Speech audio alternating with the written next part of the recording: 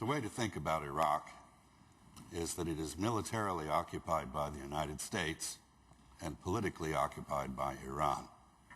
Our arrival and the destruction of the Iraqi state, which we brought about, created the opportunity for Iran to move in, and it also created the opportunity for Al-Qaeda to extend its reach into Iraq. There was no Al-Qaeda in Iraq prior to our challenge to Iraqi nationalism, which gave it the opportunity to form a parasitical relationship on resistance to us. There is also resistance to Iran.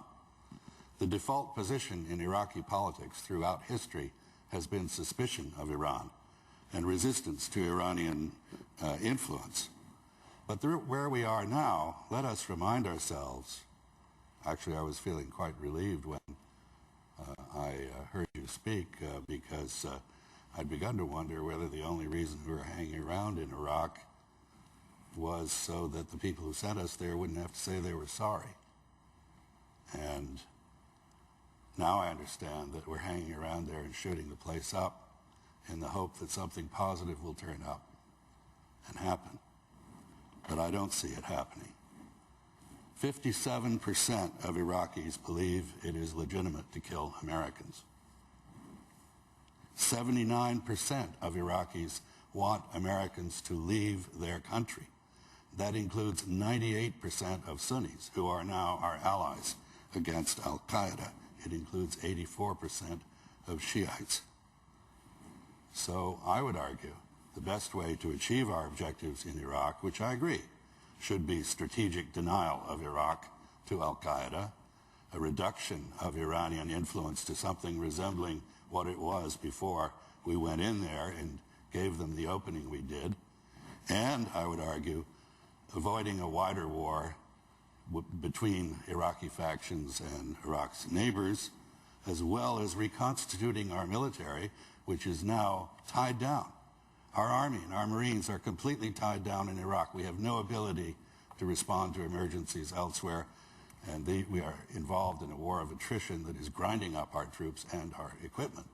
And finally, I think we have to take account of the fact that this war has taken a huge toll on American prestige and leadership internationally.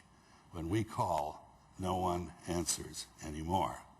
The costs of this adventure go well beyond the Middle East. Can we deny Iraq to Al-Qaeda and other terrorists of global reach by leaving? You bet. The Sunni tribes, the conservative Muslims who have turned against Al-Qaeda and whom we are very intelligently helping, will, if we give them the help they need, finish the job. Al-Qaeda is mainly a foreign element, and it is foreign ideologically as well as in terms of its personnel. Yes, it is connected to Al-Qaeda elsewhere, but the biggest defeat to Al-Qaeda would be depriving it of the recruitment poster that we have painted for it in Iraq. Similarly, if we leave Iraq, Iraqi nationalism will once again be able to focus on Iran and not on us as a foreign military occupying force. And if we leave Iraq, we will be able to rebuild our military and regain our prestige and leadership internationally. There is no reason that leaving Iraq means leaving the region. It is entirely possible to use diplomacy and contact with neighboring countries as we leave to shape the environment so that it supports the purposes I've outlined. The best way to serve those purposes is to leave. And the biggest losers from our leaving would not be us. We would gain. It would be Al-Qaeda in Iran and our other adversaries internationally who are moving into the vacuums we are creating by total focus on this one very important part of the world. So I say we should leave.